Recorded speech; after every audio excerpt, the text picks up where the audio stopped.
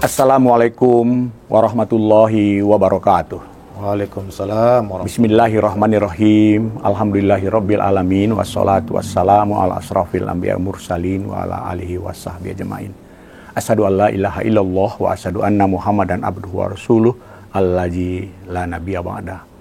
Puji dan syukur sama-sama kita panjatkan kembali kepada Allah Subhanahu wa taala yang telah memberikan karunia nikmat iman, kesehatan, kesempatan kepada kita hingga kita pada hari ini dapat kembali bertemu pada program podcast Pimpinan Wilayah Muhammadiyah Sumatera Utara yang dikelola oleh Majelis Pustaka dan Informasi. Kami saat ini berada di lantai 3 dari Gedung Dakwah Muhammadiyah yang berlokasi di Jalan Sisikambang nomor 136. Sahabat Dakwah Muhammadiyah, podcast ini terus berkembang, banyak tokoh-tokoh yang hadir, banyak tema-tema yang sudah kita gali, dan banyak hal yang sudah kita sampaikan kepada sahabat dakwah terkait dengan perkembangan dunia pada hari ini. Di tengah berbagai informasi yang begitu marak, kita saat ini sedang dijejali dengan berbagai informasi terkait dengan musibah atau kebakaran yang terjadi di Amerika Serikat, persisnya di negara bagian Los Angeles, yang mana pada tanggal 7 Januari lalu, api begitu marak dan itu meluluh lantakkan kawasan Los Angeles. Los Angeles adalah satu kawasan yang sangat fenomenal di dunia, kota 5 terbesar di dunia atau ketiga terbesar di Amerika Serikat. Ini yang dikenal sebagai kota fashion, kota ekonomi, kota film. Dan dari sanalah musibah itu terjadi. Pada malam sebelum tanggal 7 ada peristiwa-peristiwa film, artis yang melakukan kegiatan-kegiatan yang tidak senonoh barangkali, sehingga musibah barangkali terjadi. Dan yang paling miris adalah beberapa hari sebelumnya Presiden Amerika terpilih Donald Trump itu menyampaikan suatu pendapat atau pandangannya yang sangat sadis, yang sangat ekstrim, di mana ia akan membakar Gaza karena konflik Amerika Israel dengan kawan-kawan pejuang Palestina di sana. Tapi apa yang terjadi? Dan Allah barangkali memindahkan kebakaran yang semula ingin dibakar Gaza itu, akhirnya memindahkan kebakaran itu terjadi di Amerika, tepatnya di Los Angeles. Sahabat dakwah Muhammadiyah, hari ini untuk menjawab berbagai kejadian-kejadian musibah di Amerika atau itu, kita akan membuat dialog terkait dengan kejadian itu dalam perspektif Islam. Telah hadir di studio podcast Infomu Bapak Profesor Dr. Haji Ali Imran Sinaga MA. Kami sudah memanggilnya Profesor karena beberapa hari lalu beliau dirahmati Allah mendapat satu kepercayaan atau amanah untuk menyandang gelar guru besar di Universitas Islam Negeri Sumatera Utara. Selamat atas keberhasilannya, Pak Prof. Terima kasih. Mudah-mudahan amanah ini akan membuat Muhammadiyah Sumatera Utara lebih tercerahkan akan hadirnya beberapa tokoh-tokoh hebat yang sudah menyandang sebagai guru besar. Amin, insyaallah. Untuk itu, mari sama-sama kita saksikan cuplikan video kebakaran yang terjadi di Los Angeles yang berlangsung pada 7 Januari kemarin, dan hingga hari ini musibah itu masih berlangsung dan pihak pemadam kebakaran di Amerika atau di Los Angeles sangat sulit untuk memadamkan api yang begitu dahsyat. Mari kita saksikan.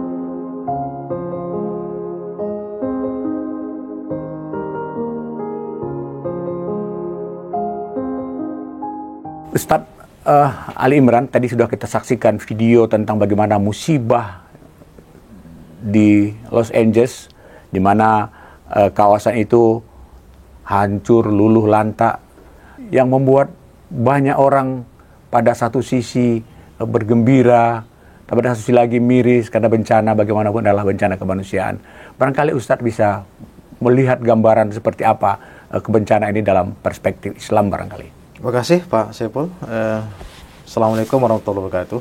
Islam adalah agama sejarah karena beberapa ayat Al-Quran pernah menceritakan bagaimana kasus-kasus fenomena umat-umat terdahulu. Kalau kita mau rekapitulasi tentang bencana ini, maka sebenarnya ada 4, mungkin 5 penyebab bencana itu. Pertama adalah api, kemudian tanah, kemudian air, kemudian angin dan cahaya. Kelima benda ini merupakan unsur yang terpenting ketika bencana itu terjadi. Mungkin izin Allah Subhanahu wa taala tentunya. Misalnya api, kalau sudah membesar dia akan terbakar. Kemudian kalau tanah, itu mungkin pergeseran gravitasi bumi sering bergeser menyebabkan bencana gempa bumi atau likuifaksi.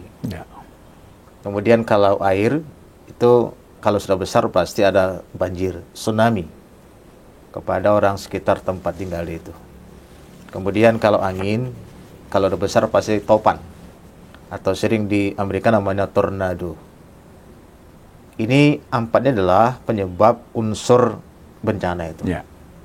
Namun ada satu bahan yang sebenarnya sulit kita deteksi apakah ini sebab bencana atau tidak. Misalnya cahaya. Karena unsur-unsur Allah ciptakan makhluk ini dari banyak hal. Dari ada api seperti jin, tanah, manusia, kemudian air itu bisa hewan, tumbuhan dan manusia juga. Angin, ini kita ngatis unsur-unsur yang juga kita tidak sulit mendeteksi adakah makhluk tercipta dari angin ini. Kemudian cahaya itu adalah malaikat. Unsur malaikat, cahaya ini sering tidak terdeteksi penyebab bencana itu. Nah, kalau kita kategorikan 4 hal itu tadi, misalnya air, tanah, kemudian api dan angin, itu penyebab unsur yang terpenting bencana. Sebenarnya itu sudah sunatullah. Pergerakan ini semua sunatullah. Bencana itu wajar. Tetapi tidak wajar ketika bencana itu menghadapi ada korban dan material. Ya, di sini Islam memberikan respon. Ketika bencana itu mengarah kepada korban dan material, maka Allah bicara tentang ini. Di berbagai ayat Allah pernah bercerita. Bagaimana surah Al-A'raf 96-98. Allah cerita bagaimana Allah memberikan keberkahan kepada sebuah negeri dengan banyak makanan dan tumbuhan kalau mereka di tempat itu beriman kepada Allah dan melakukan apa yang Allah katakan. Tetapi begitu mereka menolak, maka selanjutnya Allah katakan ada 2 waktu yang Allah rencanakan bencana itu. Pertama ketika bayatan naimun, ketika mereka sedang tidur, berarti malam hari. Kemudian ketika mereka waktu duha sedang bermain-main di laut, siang. Jadi ada 2 tempat jadwal. Ini jadwal sebenarnya jadwal alam semesta ya. Bahwa bisa malam, bisa duha. Nah, kita harus lihat jadwal ini. Bahwa alam biasanya terjadi 2 tempat ini, di 2 jadwal ini. Islam mengatakan itu sunatullah bencana itu. Tak terelakkan memang sudah terjadi. Tapi saya ulangkan kembali, tidak biasa kalau ada bencana makan korban manusia, jiwa atau kerugian material. Ini Islam melihat semuanya. Bisa nggak Ustaz, bisa digambarkan kepada sahabat Ahmadiyah tentang bencana-bencana yang pernah terjadi begitu dahsyat, mulai mungkin zaman-zaman kenabian, zaman-zaman kerasulan? Kita membuktikan sejarah, tercatat dalam sejarah. Para kasus-kasus para umat nabi-nabi ini sering Allah bikin bencana Allah. Kita melihat misalnya kasus umat Nabi Lut. Yang kita tahu memang alam tidak terganggu, tapi amoral mereka sangat tinggi. Bagaimana laki-laki mencintai jenisnya, sehingga mungkin Allah marah di sini. Kemarahan Allah ini tak tanggung-tanggung. Maka Allah suruh Nabi Lut keluar dari situ malam hari. Berarti jadi malam hari ini.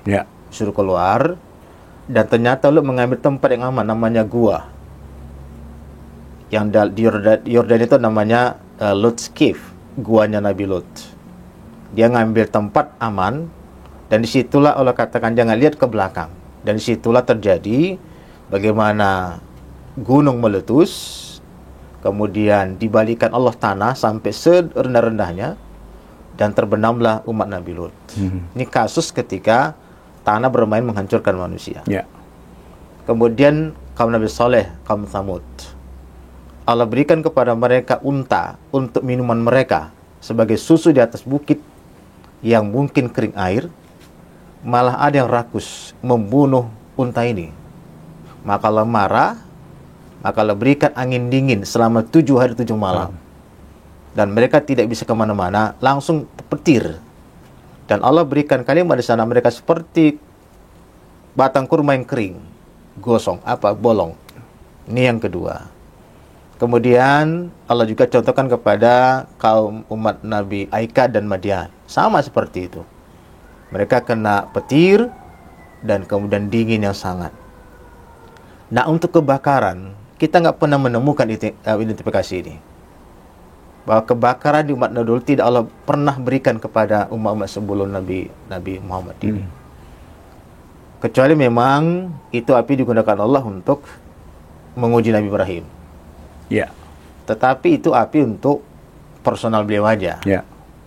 Bagaimana api sudah membesar, maka di situ Allah bicara kepada api sebenarnya. Jadi sebenarnya ada kunci, Pak Saiful. Alam ini bicara dengan Allah terus. Ya. Bicara. Apa buktinya? Ketika api sedang menyala, Ibrahim sedang masuk ke dalam, maka Allah bicara kepada api. Kalimat itu jelas di Al-Quran. Ya nar kuni barda wa salaman Ibrahim. Api dingin dan selamat ke Ibrahim itu. Api sifatnya membakar, air ini tidak bertugas. Ya. Memang visualisasinya menyala. Ya. Tapi tugas inti dia organnya tidak dikerjakannya. Kenapa? Perintah alam semesta. Perintah Allah.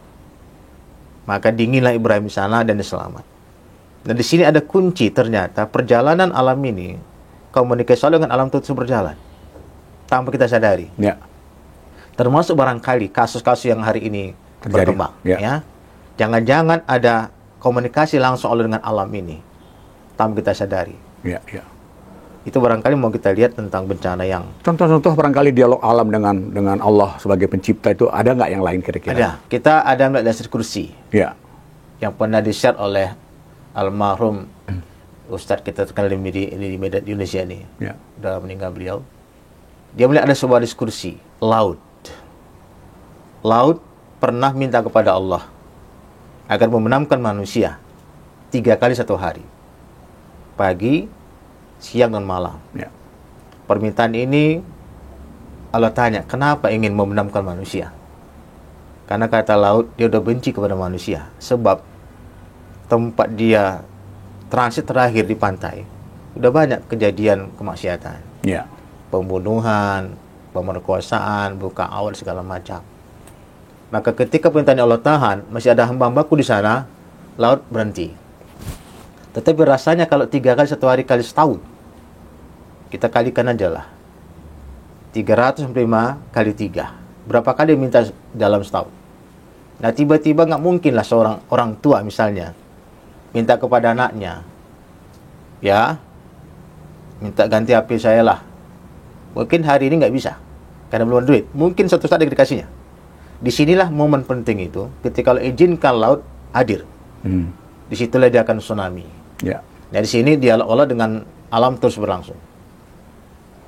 Jadi ini komunikasi internal antara Allah dengan alam ciptaannya. Untuk alam, untuk manusia juga ada komunikasi. Sebenarnya bencana-bencana yang terjadi di Indonesia juga termasuk tsunami di Banda Aceh 20 tahun lalu dan bencana-bencana yang terakhir ini banyak banjir apa itu merupakan dialog alam dengan Allah akibat barangkali kerusakan kita di bumi. Ada indikasi itu. Iya, itu. Indikasi bahwa tempat itu sudah banyak maksiat. Ya. Masa pertama 1 hari memang Allah tolerir. Ya. Tapi kalau sudah mendunia, masif, dan terus berlangsung, rasanya Allah ingin mengganti umat yang lalu. Ya. Karena pernah Al-Quran bicara, bencana sebenarnya adalah mengganti umat yang akan datang, yang lain dari mereka. Ya, ya, ya. Supaya tak terjadi seperti ini. Sama ketika Rasul, mungkin ketika beliau waktu dilempari di Taif, berdarah kakinya, menangis dia di bawah pohon kurma. Dia doa kepada Allah, ya Allah, kemana lagi kau bawa diriku ini? Kau suruh aku berdoa kemari, aku datang. Kalaupun mereka bunuh aku terima, asal engkau tidak marah kepada aku. Setelah itu Rasul sedih kembali, datang malaikat. Muhammad, angkat tanganmu, minta kepada Allah, akan kuhancurkan orang Taif itu. Ya. Kata Rasul, lah, jangan malaikat. Mereka nggak tahu aku nabi mereka. Seandainya mereka tahu, tak mungkin mereka lakukan seperti ini. Cuma aku berdoa kepada Allah. Setelah mereka, generasi muncul menyembah kepada Allah. Jadi sebenarnya itu ada sebuah kesan. Bencana sebenarnya menghabiskan umat yang sedang durhaka itu. Ya. Menggantikan umat yang terbaru. Ya. Sahabat dakwah Muhammadiyah, banyak sudah contoh referensi yang disampaikan oleh Ustaz Ali Imran kepada kita bagaimana sesungguhnya bencana itu terjadi dalam perspektif Islam. Ketika kita teringat bagaimana Trump mengancam Gaza untuk membakar Gaza, tapi kemudian Allah memindahkan kebakaran itu bukan di Gaza, tapi di Los Angeles. Sebetulnya apa kaitan itu yang terjadi? Untuk itu, mari kita break sejenak. Kita akan jawab pertanyaan-pertanyaan itu untuk pada sesi kedua nanti. To advance the universe is the spirit of Muhammadiyah. UMSU was built with that spirit, building civilization by science and technology. We are a part of universities groups under Muhammadiyah organization in Indonesia. Welcome to the Central of Intellectual Excellence, where dreams fly and futures are forged. This is UMSU, Universitas Muhammadiyah Sumatera Utara, a reference for education in Medan, Sumatera Utara, Indonesia. We believe in creating the golden generation is not only by fostering intelligence, but also improving the leadership qualities on students. Integrating the development of knowledge and technology through the spirit of Islam and Muhammadiyah. We are an excellent university. UMSU is dedicated community to empowering minds and enriching lives. Providing innovation and technological development by research and community service based on spirit of efforts to realize Sustainable Development Goals or SDGs. Education is developed by supporting and encouraging students' innovation or creativity until the world known. UMSU has provided me with not just an education, ولكن شعور بالهدف والانتماء. เป็นที่ที่ฉันได้พบความหลงใหลและเพิ่มทักษะความสามารถของฉัน preparing me for a meaningful career and fulfilling life. UMSU continues to build cooperation at national and global levels to respond to the challenges of society. Join us at UMSU, Universitas Muhammadiyah Sumatera Utara. Together, we build a brighter future for the next generations. UMSU, excellent, smart, trusted. Sahabat dakwah Muhammadiyah, dimanapun Anda berada, kita akan melanjutkan diskusi kita terkait dengan bencana yang terjadi di kawasan Los Angeles yang terjadi sejak tanggal 7 Januari hingga hari ini masih berlangsung, di mana pemerintah Amerika bersusah payah untuk memadamkan api, tapi api terus merambat dan memperluas jangkauan kebakarannya. Ketika musibah terjadi itu ada kecepatan angin 90 sampai 112 km per jam yang itu membuat api begitu cepat merambat, begitu cepat meluluh lantakkan kawasan Los Angeles. Ustadz, awalnya kan banyak cerita bagaimana Trump itu membuat penegasan akan membakar kawasan Gaza andai kata Palestina tidak membebaskan tahanan-tahanan perang dari Israel. Beberapa hari setelah pernyataan Trump itu, malah sebaliknya terjadi kebakaran bukan di Gaza, tapi terjadi di Los Angeles. Barangkali pertama yang pertanyaan kita adalah kaitan pernyataan Trump. Kedua, kenapa Allah tidak membakar Israel, Yerusalem? Karena pusat awal masalah problematik dunia ini kan ada di sana, bukan di Los Angeles gitu. Barangkali Ustaz bisa memberi pencerahan ini. Terima kasih. Sebenarnya kita nggak boleh sembarang ngomong dalam Islam. Ya. Ibrahim pernah kejadian seperti itu. Dia pernah berkata dan direkam dalam sebuah riwayat, akan kusembelih banyak kambing-kambing, walaupun anakku sendiri. Itu pernyataan Ibrahim. Ibrahim. Dalam konteks apa ketika itu Ibrahim menyatakan itu? Saat itu dia punya kebanggaan. Oh. Dia belum punya keturunan, karena memang seperti itu manusia. Ya. Dia akan mengatakan angan-angan ketika tidak ada. Begitu kejadian lahirnya Ismail, Ya. maka kalau menuntut kepada dia, laksanakan seperti itu. Ya. Ujian berat sama dia. Bagaimana seorang anak yang ditunggu-tunggunya sudah tua lahir harus disembelih. Itu kita atur dengan adanya kurban. Ya. Kemudian kita dilarang untuk terlalu sering bersumpah, karena sumpah kita ini akan satu saat nanti, kata Rasul, akan balik lagi ke bawah. Jadi kalau bahasa mungkin bahasa statistik ya, ketika sumpah itu sudah naik ke langit, bisa membal lagi. Seandainya membal itu bisa ke dia dan orang lain. Maka ngomong yang asal biasa itu tidak boleh dalam Islam, harus diatur secara bijak.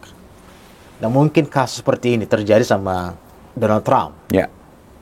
Dia punya niat besar, ingin menghabiskan gajah dengan neraka. Mungkin bagi manusia saat itu tidak berpikir panjang, tapi kemudian direkam oleh Allah barangkali kalimat ini. Sementara posisinya memang gajah sudah sangat-sangat terzalimi.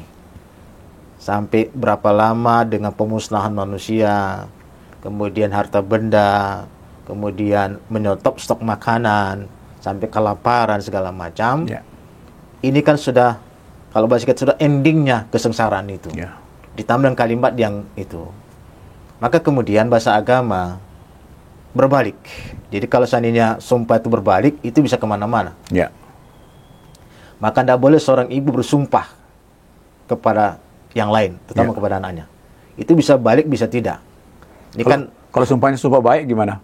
Kalau baik nggak apa-apa. Kali ini sumpah yang bahasa kita mensesarakan orang, ya. Termasuk orang kafir kalau bicara seperti itu. Ya. Nah, ternyata kita tahu efek dari itu. Kita kan nggak tahu efeknya sebelumnya. Efek ternyata ada keterhubungan ideologi pernyataan Donald Trump dengan kasus itu. Maka Allah balikkan ke tempat pemerintahan dia, itulah Los Angeles. Ya. Kenapa tidak ke Gaza? Barangkali logika kita sendiri bicara. Gaza sudah terpuruk, bencana kemanusiaan dan bencana alam. Barangkali dengan perusakan benda-benda. Kalaulah Allah bikin bencana lagi seperti itu di situ. Di Israel tadi ya? Israel. Ya. Tidak hanya korban Israel, tapi juga orang yang terzolimi. Ya. Banyak orang Palestina ya di Israel. Palestina di sana. Ya. Nah, disitulah mungkin supaya jadi iktibar kepada yang ngomong tadi, Allah balikan ke tempat dia. Dan itu tidak main-main. Ya. Kebakaran itu barangkali kalau bahasa alami 1-2 hari selesai. Ya. Atau setengah jam atau 1 jam.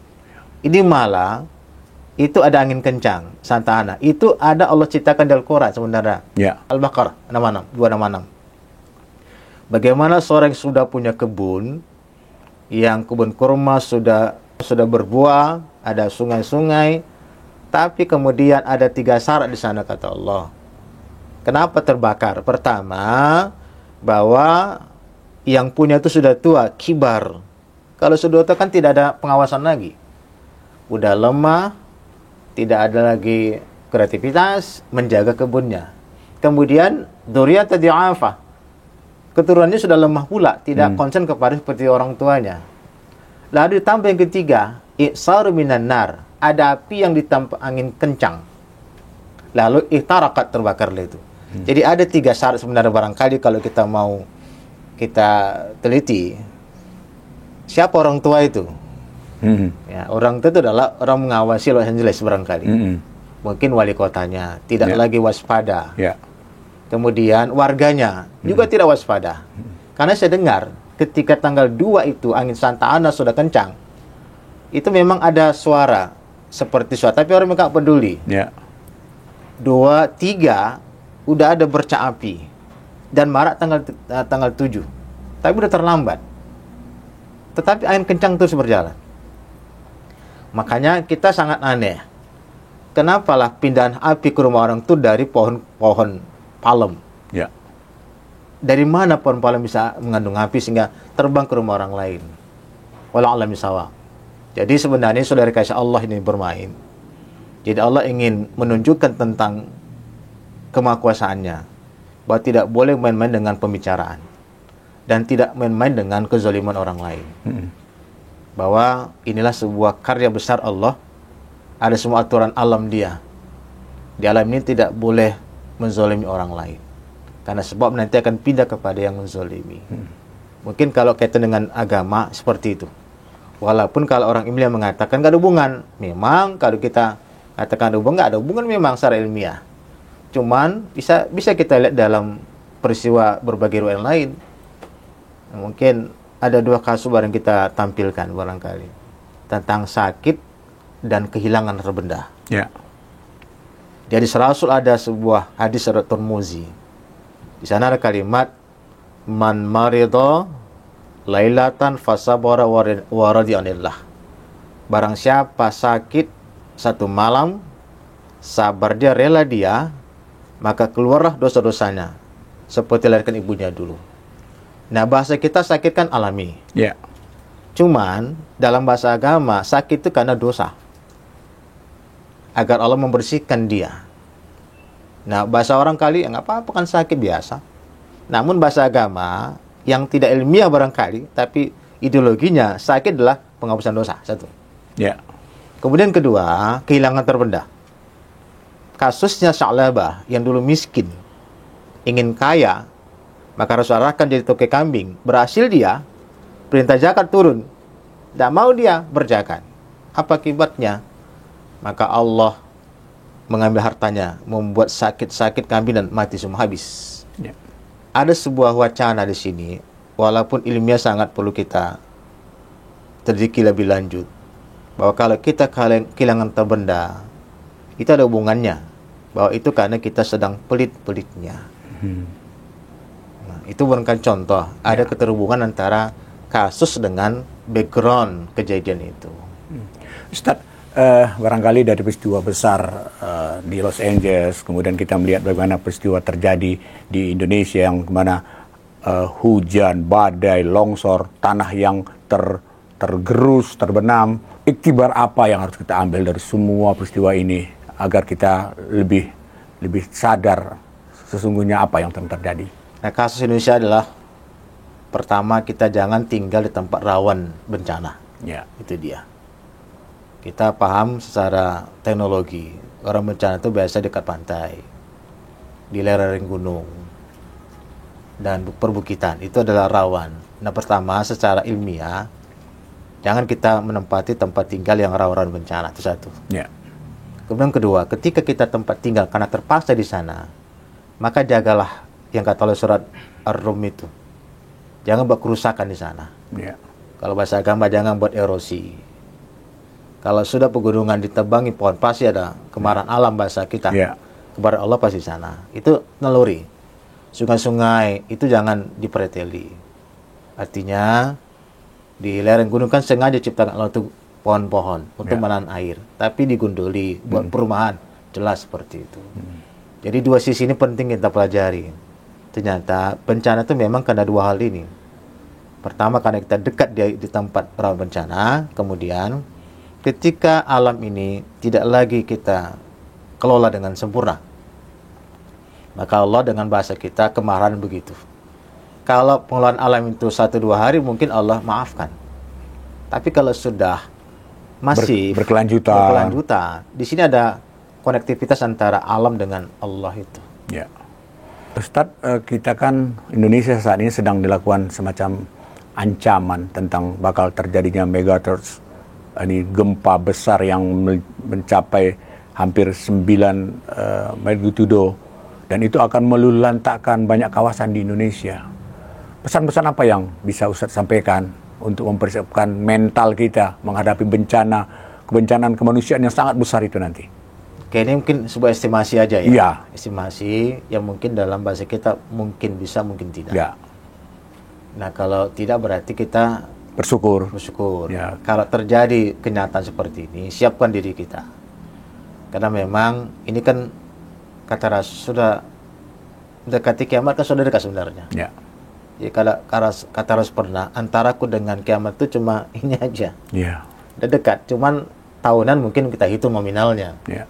Cuman kalau bahasa-bahasa kita, kalau bencana sudah terlalu banyak, kalau umatnya juga tidak mau bersyukur, bertobat kepada Allah, maka itu jelas bagaimana Rasul soal istisqa itu ada sendiri. Ya. Kekeringan itu sebenarnya karena ulah manusia. Karena pernah Rasul waktu khutbah di sana kan, dia khutbah ketika soal istisqa, apa kata Rasul? Bertobatlah kalian. Kekeringan ini bukan sesuatu yang aneh, tapi karena kesalahan kita semua. Itu satu. Kedua, ketika Umar berkuasa, ketika ada bencana alam, dia pergi ke sana. Cuman dia bertanya kepada orang, bukan siapa yang meninggal, siapa yang rugi. Dia tanya apa yang dilakukan di sini. Maka Umar dengan bahasa riwayat dipegangnya tanah itu. Bumi, tenanglah. Tenanglah. Ini bahasa dilakukan oleh Umar kepada bumi. Sama Rasul ketika di Bukit Uhud. Ya. Ketika sedang datang Uhud, di sana kan ada Umar, ada Abu Bakar, ada Utsman. Bergetar Uhud. Bergetar. Maka Rasul hentakkan kakinya ke Uhud. Uhud diam. Di atas ada orang yang mati syahid nanti. Itulah Umar dengan Utsman. Ternyata dalam Rasul dengan alam itu juga ada. Jadi kalau kita mau pikir, alam ini memang bicara terus kepada Allah dan para nabinya. Jadi kalau kita ingin hidup di tengah-tengah seperti ini, maka kepada Allah kita harus kuat beribadah. Kemudian alam itu jangan diganggu, biarlah berjalan normal aja. Nah itu barangkali kesiapan kita tuh menghadapi yang disebut dengan bencana besar itu yang akan datang. Wallah Allah. Sahabat dakwah Muhammadiyah dimanapun Anda berada, barangkali cukup komprehensif apa yang disampaikan Ustadz Profesor Dr. Ali Imran Sinaga terkait dengan kondisi kebencanaan yang terjadi. Barangkali kita menjadikan contoh Los Angeles sedang terjadi, tapi sesungguhnya bencana besar itu ada di sekitar kita. Untuk itu, mari kita mengambil iktibar, mari kita kembali ke jalannya, mana yang banyak mungkin kesalahan-kesalahan, mari bertaubat, kita kembali ke jalan Allah Subhanahu wa taala, dan kemudian mari kita melakukan dialog dengan alam, mengasihi alam agar alam juga memberikan kasih sayangnya kepada kita, bukan memberikan kebencanaan kepada kita. Kami mengucapkan terima kasih kepada Profesor Dr. Ali Imran Sinaga yang telah memberikan pencerahan yang begitu luas terkait dengan kondisi kebencanaan, apalagi dengan musibah yang di Los Angeles terjadi. Terima kasih Ustadz, kita ketemu lagi nanti pada tema-tema yang akan datang. Sahabat dakwah, kita akhiri pertemuan ini dengan sama-sama membacakan Alhamdulillahirabbil alamin. Wassalamualaikum warahmatullahi wabarakatuh. Waalaikumsalam warahmatullahi wabarakatuh.